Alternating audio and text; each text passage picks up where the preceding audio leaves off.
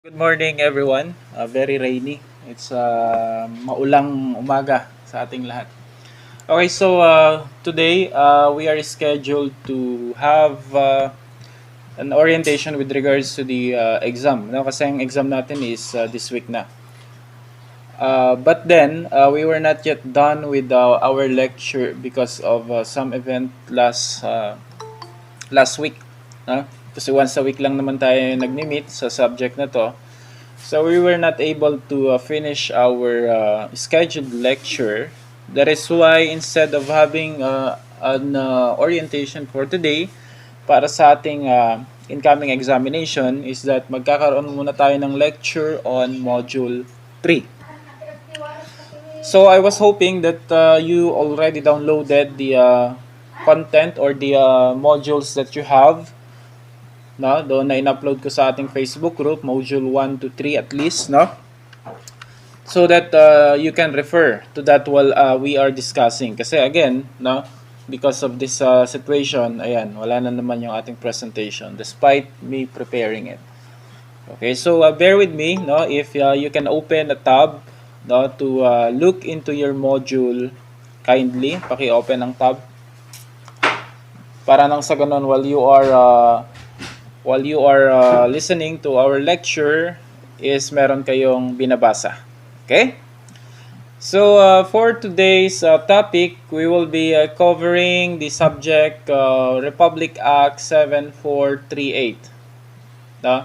Republic Act 7438, if you have you are familiar with regards to the content of Republic Act 7438, no, this is the Republic Act that defines the certain rights of a person arrested, detained, or under custodial investigation, as well as the duties of the arresting officer, detaining officer, investigating officer, and it provides penalties thereof. No?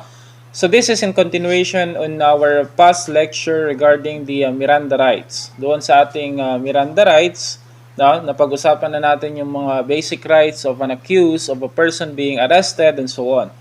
Now, we are just going to substantiate that with the provisions of Republic Act 7438. Now, specifically, we're going to be discussing the Section 1, Section 2, and Section 3. We're not going to discuss the whole. Hindi natin pag-uusapan yung buo na provisions ng Republic Act 7438, only those things that are related to what we are talking about.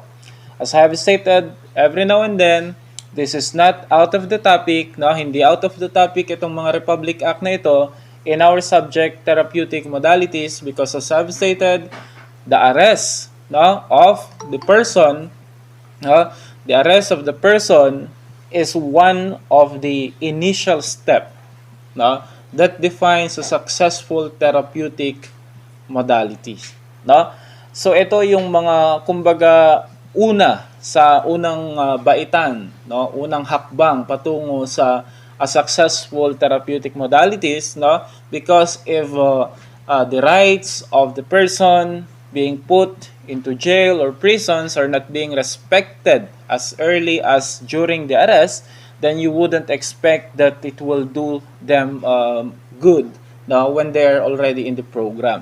Kung doon pa nga lang sa pag-entry nila sa ating mga kulungan ay nakaranas na sila ng pang-aabuso, how much more kaya ang mangyayari pagdating nila sa loob.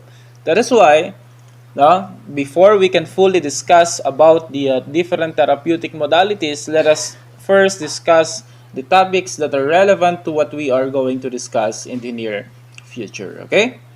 So under this Republic Act 7438, we will be covering Section 1, 2, and 3 only. No? Section 1 talks about statement of policy.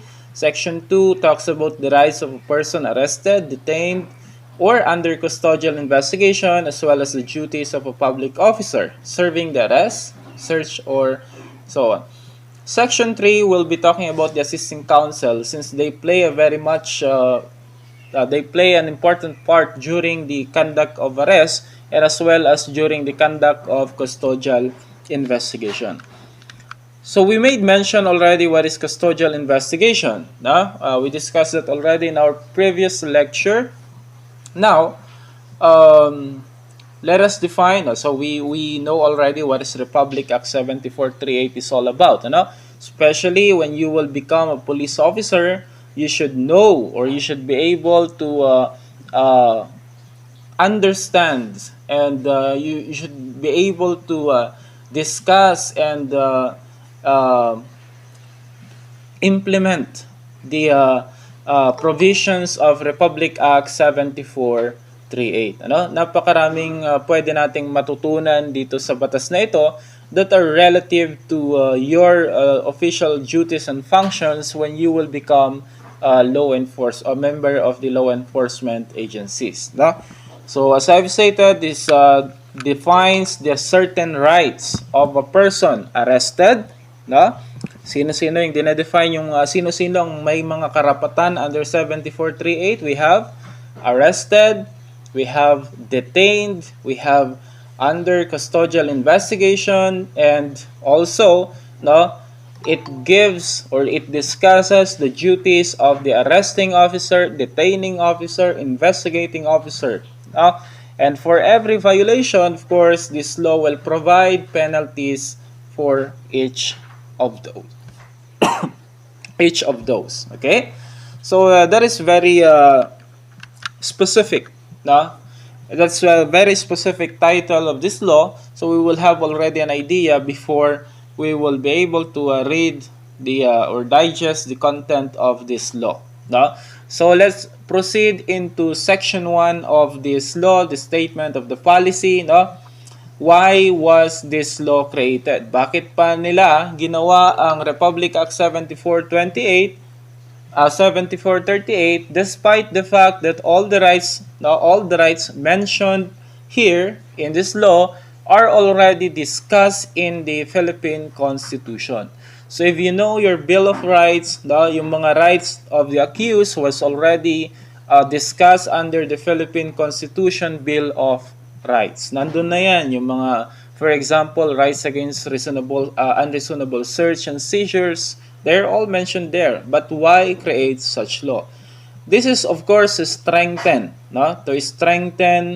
to put more emphasis onto the value of dignity, to value the dignity of every human being, in respect to their human rights, in full respect to their human rights. So we know for a fact that, of course, the government has the duty to preserve and uphold the constitutional rights as well as the human rights of each and every citizen in the country. To strengthen that policy or to strengthen that goal, as stated under the Philippine Constitution, they had created a law that will discuss the specific actions and the specific prohibitions as well as the penalties for every violation relative to our rights under the Philippine Constitution. So that's basically why they created this. And you probably notice we are not blind to different abuses that are being done by the government sometimes. Now, I'm not accusing the government, but some of the members of the government are doing such violation. Yung mga, for example, sa arrest nga lang. Okay? This is a common issue. Hindi ito, we cannot say that this is a sensitive issue, but it's the reality, what is happening really right now. That there are cases talaga that there will be abuses, especially during the conduct of arrest, tatakutin ka, sasaktan ka physically, emotionally. There are those activities that are really is happening within our society. So with that, there is a need for us to put more emphasis onto these different rights and put more, we should put more effort into upholding these different rights that we are mentioning under the 1987 Philippine Constitution. So, this law was created for that matter. Okay? Now, Section 2 of this talks about the rights of a person arrested, detained under custodial investigation, and also the duties. There are at least nine paragraphs of the Section 2, and we're going to discuss them one by one. Now, Paragraph 8 talks about the provisions wherein it says there that any person arrested, detained, or under custodial investigation shall at all times be assisted by counsel. Which means that ang isang tao na aresto, no, kapag siya ay i-interviewin mo, no, ikaw ang investigator on case or i-interviewin ng iba pang law enforcement agencies, no, if they're going to let him sign a document, no, if he will be uh, if there are other documents that needed to be signed by that person, if he needs to issue a statement, magbigay siya ng kanyang pahayag patungkol sa kanyang pagkakaaresto, now we must remember that we shall always provide or let him be assisted by a counsel. No? Dapat meron siya lagi-laging kasamang abogado. That is of course to fully protect the right of that person arrested. No? Kasi we know for a fact that even I, no, kahit ako isa akong criminologist, no, I know some of my rights, but definitely not all of them, no. You also are a criminology student, may mga alam ka sa batas, may mga alam ka sa iyong mga karapatang pantao and so on, but we are not really capable of fully understanding the yung pasikot-sikot ng ating legal system, no? And only, of course, those who studied law, no, specifically those who are licensed at it, have the wider, broader understanding to such thing, no? Kaya, now we cannot guarantee, for example, sir, hindi na namin yan binigyan ng abogado kasi college graduate naman yan eh, no? Lisensyado naman yan eh. Alam niya naman nakapag-aral naman yan eh. That's not an enough reason for you to deny him of his constitutional rights. So regardless of who that person is, no, kahit siya mismo abogado siya, he need to be at least be assisted by a counsel unless he waive to do so. So it's important that we must follow and understand the basic right of the person arrested, no? Hindi mo pwedeng interviewin, hindi mo pwedeng papirmahin yan ng mga kung ano-ano mang dokumento nang walang kasamang abogado. Kasi nevertheless, even if there is already this, halimbawa, napasign mo na siya, in-interview mo siya, he admitted already the fact, nilagay mo na sa sulat, in-encode mo na, then pinapirmahan mo sa kanya. That would be invalidated if it was not done in the presence of counsel, of a competent and independent counsel. So, kailangan talagang meron siyang kasamang abogado sa lahat ng kumbaga steps on the on our justice system. So kumbaga kung meron siyang gagawin that usually has something to do with this case, dapat meron niyang kasamang abogado. Except for example na yung mga cases like mugshot, no, the taking a fingerprint and so on, that needed. But when we are talking about technicalities about the cases, technicalities about the procedure, dapat he must be at all times be assisted by a counsel. No? Next paragraph, we are going to discuss here about the duty of a public officer or employee. No? Those who are acting under their order, no? Those public officer, employee, or any other representative that they may delegate to, who conducts the arrest, no? Yung mga nang aresto, ay mga public officer or employee na nang aresto, nang detain, or nag-iimbestiga sa isang tao, no, shall inform the accused or the person arrested in a language known to, no, and understood by him of his right to remain silent. You remember this? That's the Miranda right. Remain silent, and the right to have a competent and independent counsel. Okay? Then, so that's yan. In our previous discussion, we discussed the concept of Miranda rights, that we stated that when a person is arrested, immediately thereafter, if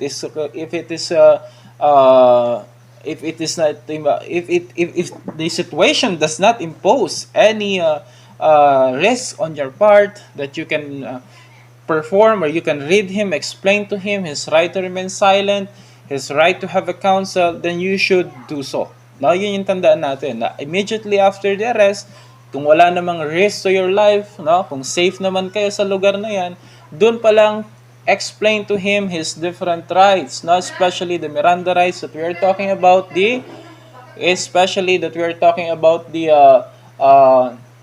what do you call this? Right to remain silent. Why? Because anything he says, no, in anything that he may say can be used as an evidence against him. That's why he can refuse to answer if he wanted, no, or he may, if he wants to cooperate. That's just a basic right.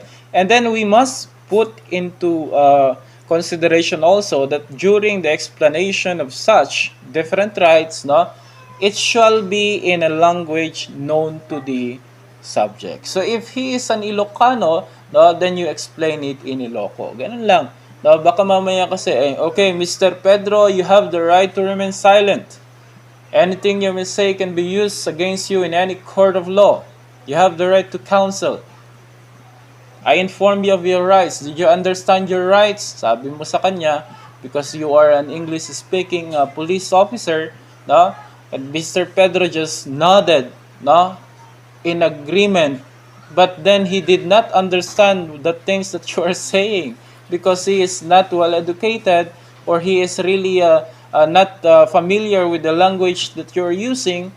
Then it's not really acceptable that you had explained it to him in that manner. No, kahit sabihin mo, Judge, he signed, no, the Miranda card. He nodded when I asked him if he understood his rights. Yung pala, he was just very afraid of what you're saying. No? He was just following. Kumbaga, following the flow kasi nga natatakot siya sa'yo because you are a police officer and you seems like very intimidating. Okay? So, first thing, no, when you are trying to explain to him his Miranda rights, ask him, what language do you understand? Ano naiintindihan mo? Anya ti maawatam nga sao? Like that, no? So that you can communicate to him his rights under the Constitution, his Miranda rights, in a language or in a dialect that is known to him. No? Para wala siyang maging dahilan na hindi niya naman naintindihan yung pinagsasabi mo. That's very important. No? Now, these rights are really the basic rights na pinag-uusapan natin. Right to remain silent, right to counsel. No? Those are the two of the most important rights under the Miranda rights. Although all of them are important, but yung napakahalaga kasi ng right to remain silent, that is to protect yung tinatawag nating self-incrimination, no? Right to have counsel, kasi nga anything that you may procure during the custodial investigation, if that is in the absence of a counsel, then it will still be considered as inadmissible evidence. So that's important. No? Ito ay tinuturo para nang sa ganun ay hindi magkaroon ng kaalaman ang mga kriminal kung paano nila lusutan ng batas. No? Kundi ito ay tinuturo para nang sa ganun kayo na magiging future law enforcer someday will know what to do in cases like this. And of course, there is also for the purpose of showing respect to the rights of each and every individual, whether or not they are accused of a crime or not. Okay? Another, paragraph C, the custodial investigation report shall be reduced into writing. And, of course, provided that before such report is signed or thumb marked, if the person arrested or detained does not know how to read and write, it shall be read and adequately explained to him by his counsel or by assisting counsel provided by the investigating officer in a language or dialect known to such arrested or detained person. Okay? Otherwise, what will happen to the investigation report if the procedure was not followed? It will be declared null and void. Meaning, it has no value. It has no evidentiary value.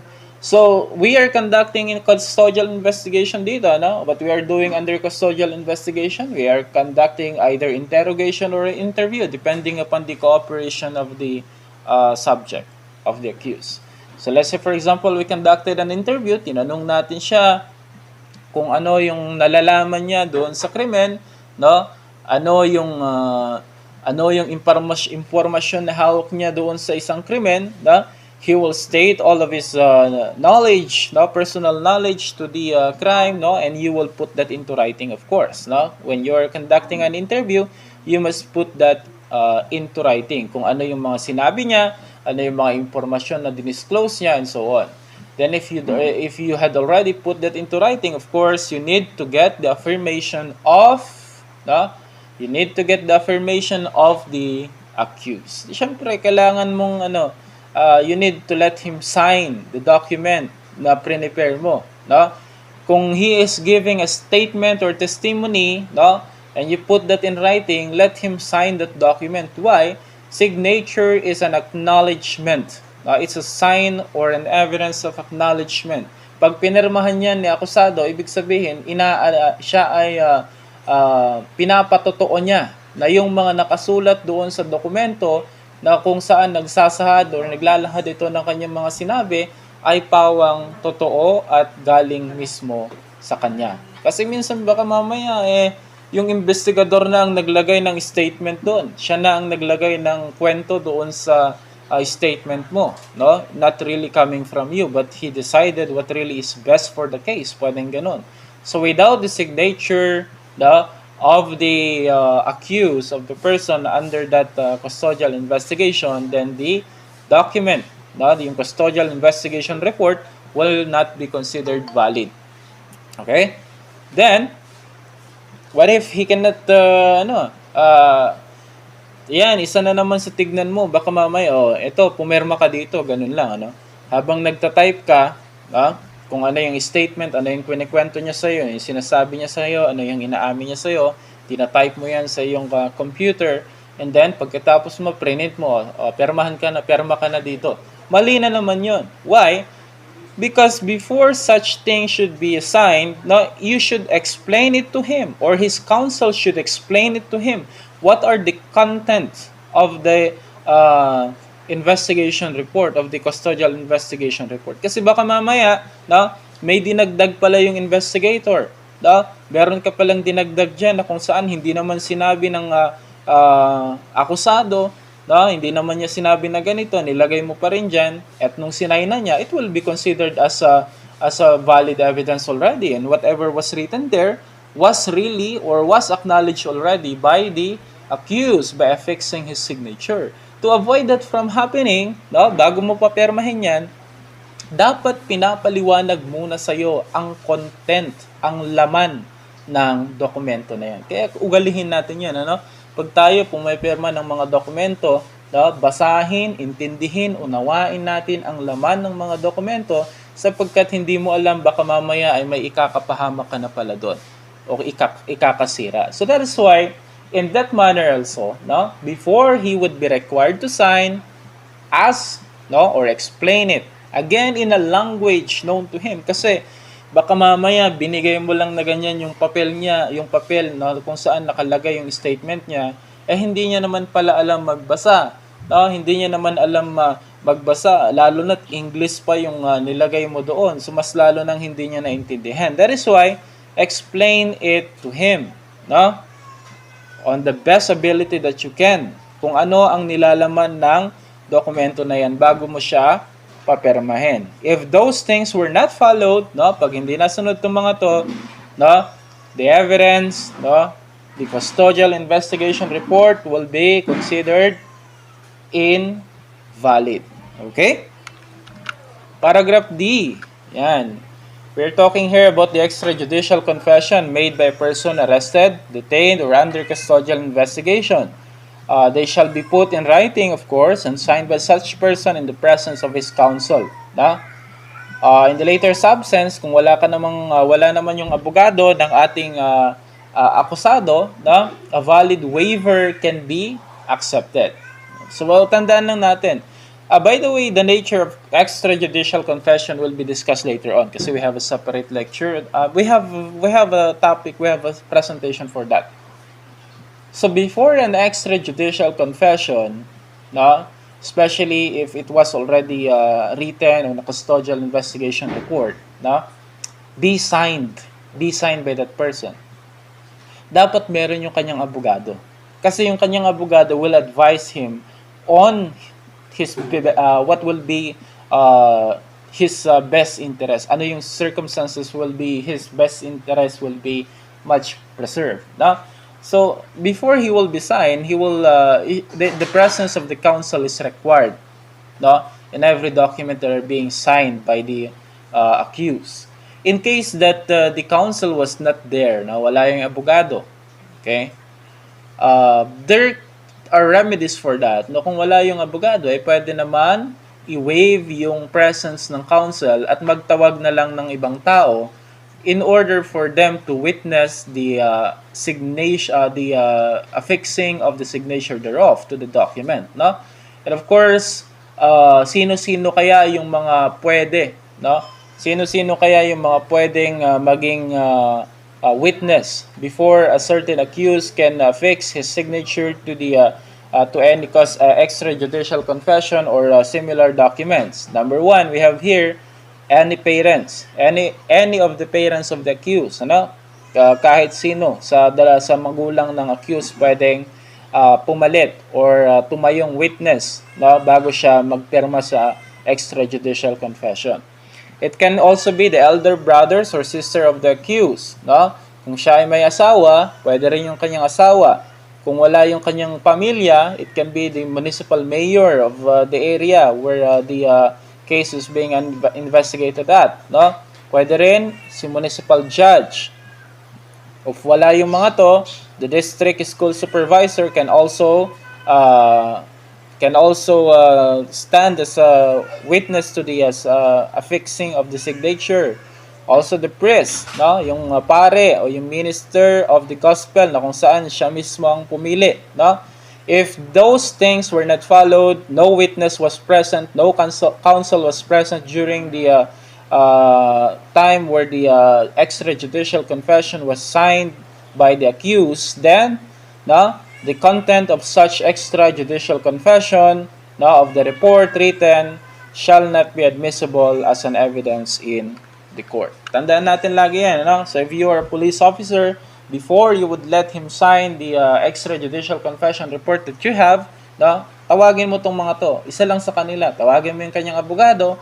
Kung wala yung kanyang abogado, hindi makapunta, tawag ka ng representative na pwede. Yung mga tinatawag, tawagin mo parent niya, kuya niya, ate niya, asawa niya, no? Kung wala yung pamilya, municipal mayor would do, municipal judge, and so on. So as I've stated, we made mention of extrajudicial confession. I do hope it's not the first time you're hearing about this, no? But let us just distinguish confession and admission. Kasi nabanggit natin yan under paragraph D, extrajudicial confession. Ano yung confession? Ano yung extrajudicial? And so on. That's a very important term, no? So confession refers to a statement in which a person acknowledges that he is guilty of committing one or more crime, no? It is a direct admission of guilt. Kumbaga ganun.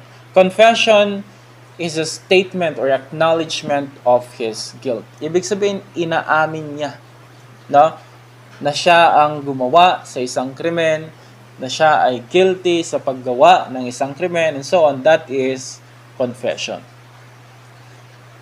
Is that different from admission? Of course, it is different. Legally, admission refers to a statement made by a party to a lawsuit, no, or a criminal defendant, usually prior to trial, that a certain fact is true, no?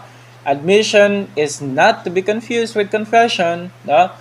Because admission only admits some facts. Okay? Hindi niya inaamin na siya ang may kasalanan, no? Pero inaamin niya na totoo ang iba sa mga inaakusa sa kanya, and so on. So let's say for example, killing, no? Pagpatay. He may say that, yes, I was the one who killed it.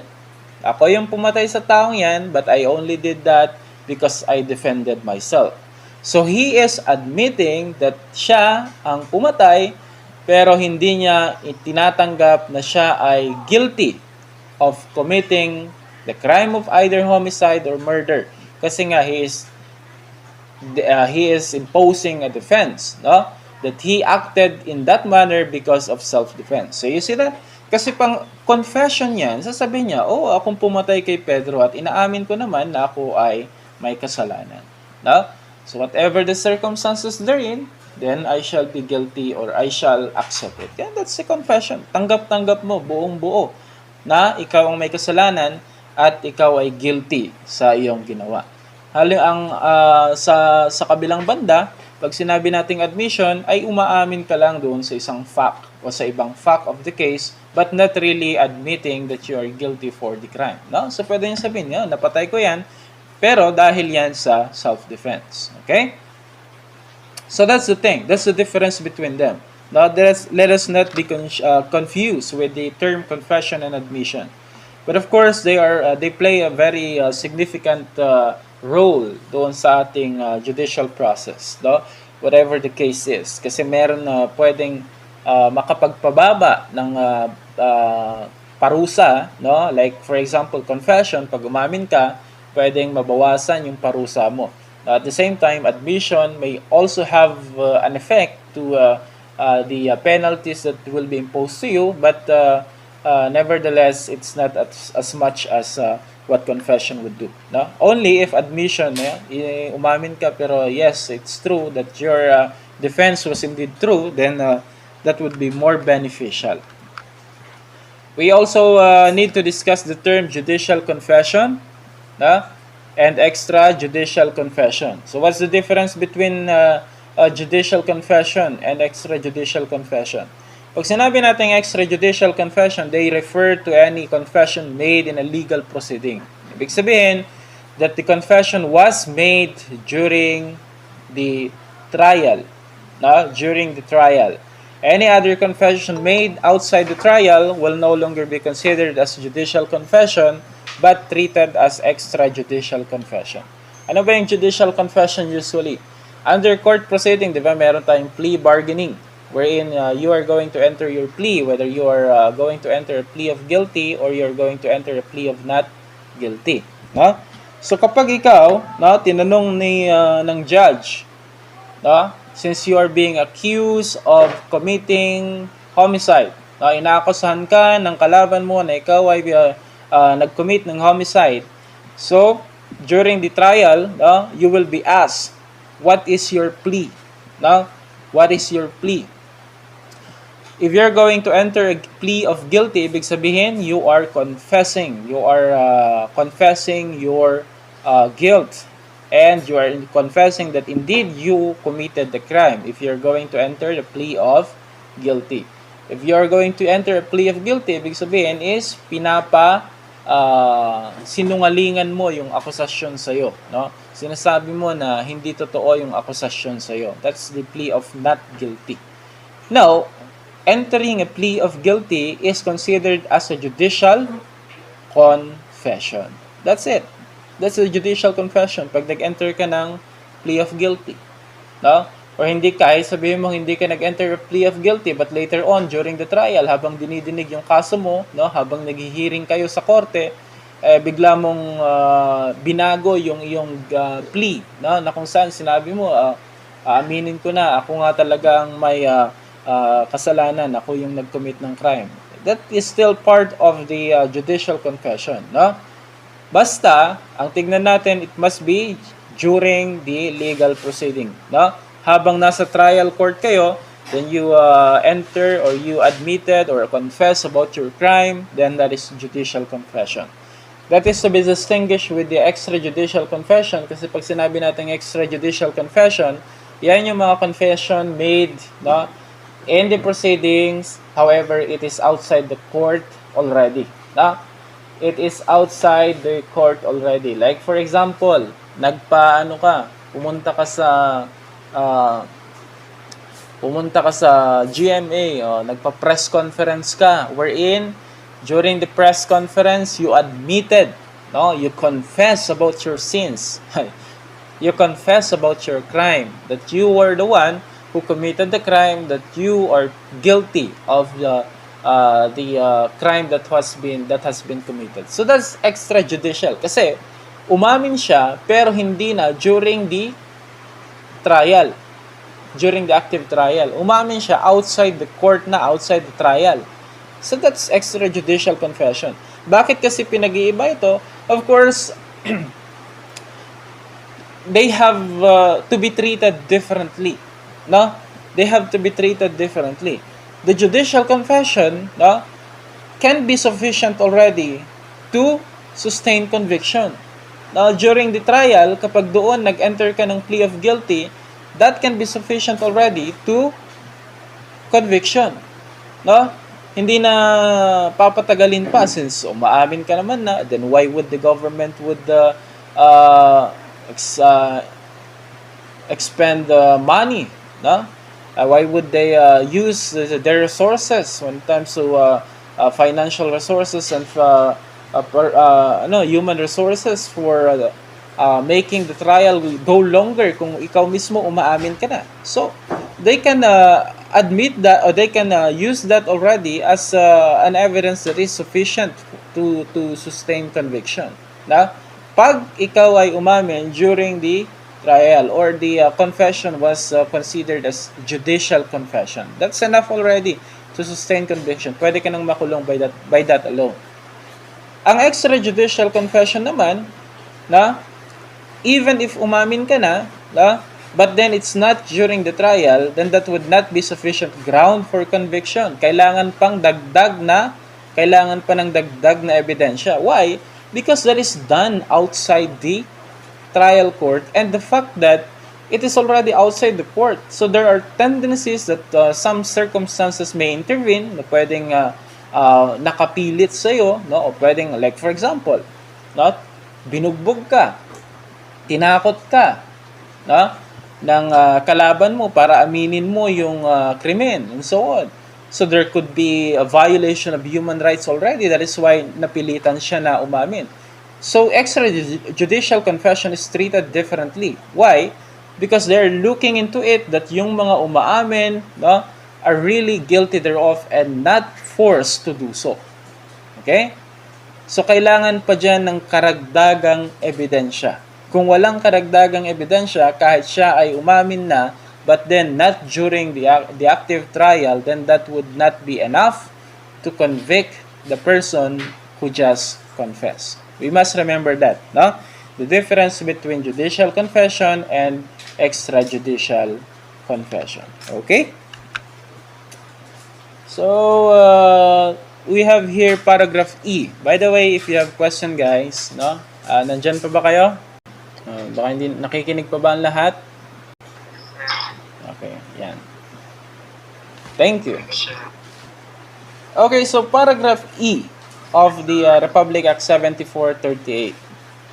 Sabi dito, any waiver by persons arrested or detained under the provisions of Article 125 of the Revised Penal Code or under custodial investigation shall be in writing and signed by such person in the presence of his counsel. Otherwise, the waiver shall be null and void. No? As we can remember, no, we discussed already that there is really a necessity that before, no, a document be signed by the accused or by the subject of custodial investigation, bago papirmahan yung mga yan, ay kailangan muna na meron tayong counsel who will witness, no, who will witness the affixing of the signature, and also who would how do you call this? Who would guarantee that his right will be respected, no, in all documents that he is signing. Now, what is Article 125 of the RPC? Yan yung tumatalakay doon sa mga delay in the delivery of detained person to proper judicial authorities and so on, that usually is being signed kapag sila na ay nasa custodial investigation, meaning that they are already brought to the proper authority during that time. If wala pa, then definitely that can be considered as a violation, or yes, that can be considered as a violation under Article 125 of the RPC. No? Now, again, before such document be signed, no, bago yan mapermahan, there should be a presence of his counsel who would explain what he is signing about, no, kung ano yung dokumentong pinapirmahan niya. If there's none, then The document that was signed will be considered as null and void. Okay? Paragraph F. Any person arrested or detained or under custodial investigation shall be allowed visits by or a conference with any member of his immediate family. No? Remember that immediate family, we will discuss it later on. Also, he is entitled to be visited by his medical doctor in case he is suffering from, illness that is that could endanger the welfare and the life or the health of the person. No, he is entitled for that. We cannot, the government, the police officers could not or cannot deny them of such thing. No? So he is entitled for that right, no? Right to be visited by his immediate family, doctors, and even yung mga pare, yung mga religious minister na kung saan siya miyembro, kung ano mga relihiyon niya, ay the accused or the person subjected to custodial investigation is entitled of that right. No? May karapatan siyang mag-request ng dalaw coming from his family and other individuals mentioned here at. No? The national non-governmental organization duly accredited, those they can also be, no? Yung mga halimbawa there are party lists who would want to help him, who would want to assist him legally, so they can confer or have a talk with them, no? And the government nor the police officer could not deny them of such because that's one of the rights mentioned under Republic Act 7438. Kung for example si Mr. Pedro ay nakulong or under custodial investigation at gusto namin siyang dalawin, we are his immediate family member, then we can do so. They cannot deny that. The government cannot deny the access of that. Also included dyan yung mga NGOs that are really fighting for human rights, yung mga human rights violation, minsan may mga NGOs tayo na kung saan is they are assisting yung mga tao na kagaya nito, na mga kumbaga is either nabibiktima ng abuses of power coming from the government and so on, so they could not be denied access for that. As long as they are of course accredited by the Commission on Human Rights or any other international non-governmental organization duly accredited by the Office of President. So there are criteria, na sinusunod bago payagan yung isang tao, isang grupo na dalawin yung isang nakakulong, or under custodial investigation for that matter. Now, we made mention of immediate family. Sino nga ba yung mga pwedeng dumalaw according to the Republic Act 7438? Since they are a part of yung tinatawag nating immediate family. Your immediate family are the following, your spouse, yung asawa mo, or yung fiancé mo, fiancé, tama ba? Your parent can also be considered as your immediate family. Your child, mga anak mo, your brother or your sister, your grandparent or grandchild, they are also your immediate family. Uncle or aunt, nephew or niece, guardian or ward. Other than that, it's no longer considered as your immediate family, and they will not be allowed to visit you while you are under custodial investigation. Only the immediate family. Ayan. If you are a friend, so wala naman nakalagay dyan that they're immediate family. If you are a cousin of your cousin was the person who was detained there, then I think you are not considered as one of his immediate family, therefore you will be denied access. Okay? So ito lang yung mga immediate family listed under this law. Lastly, we have here section 3, wherein we're going to be talking about the assisting counsel. Okay, the assisting counsel is any lawyer. Lawyer except those directly affected by the case or those charged with the conduct of preliminary investigation. So, as we have stated, the accused or a person under custodial investigation is entitled to have a counsel at his disposal. So, required siya na magkaroon ng abogado. No? Dalawang paraan paano ka makakuha ng abogado. Una, you hire your personal or private lawyer.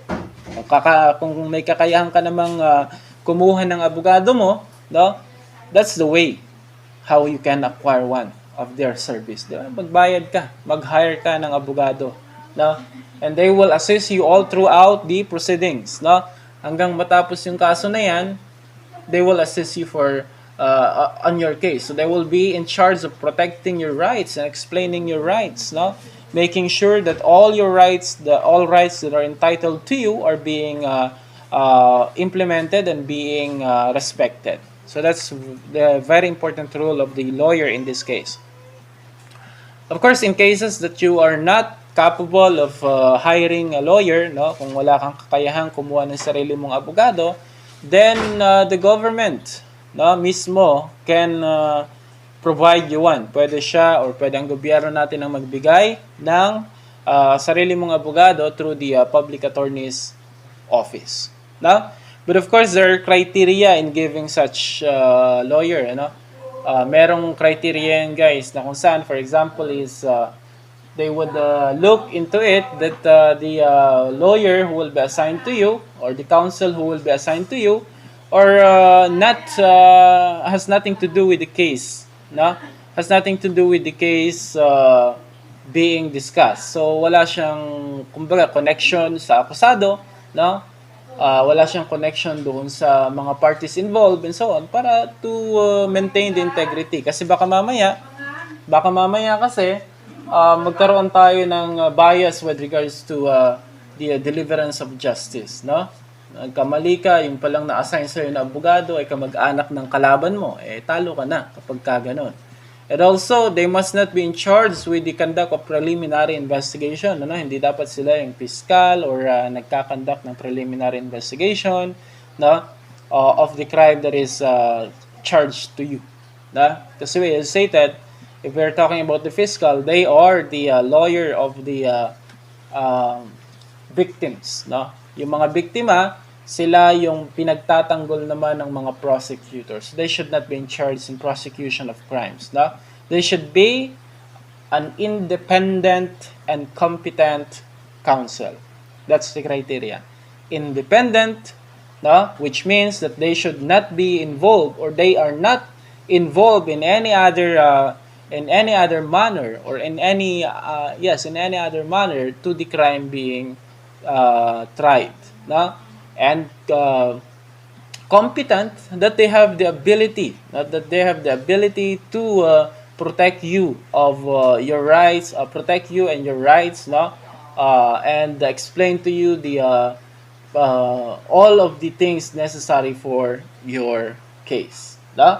So that is the topic that I had prepared to you this session. No? That's the some of the significant provisions of Republic Act 7438. And I think those are some of the important things that we must know under therapeutic modalities as part of the entry of a person, no? Either a person accused of a crime, person that will just be temporarily detained, or person who would be convicted of a crime. So napakahalaga kasi ng mga ito. That they will be respected, no, upon entry pa lang. If they will not be respected, wala na, mawawalan na ng tiwala ang subject ng therapeutic modality, no? Kahit anong gawin mong programa, hindi na 'yan susunod because he was already awakened into the dark side of the justice system. So mahirap na silang pasunurin. So with that, no, I would end my discussion on that topic. Now, if you have any questions, you may ask them now. May tanong ba tayo? So, if there are no more concern, okay na tayo? Nagkakaintindihan na tayo?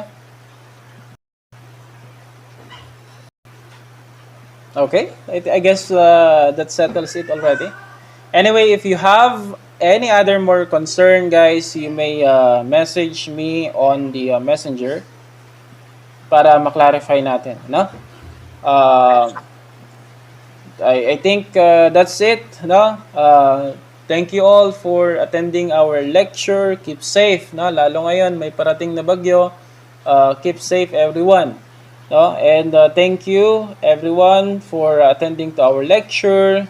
That's it for today. See you on your exam. Bye-bye.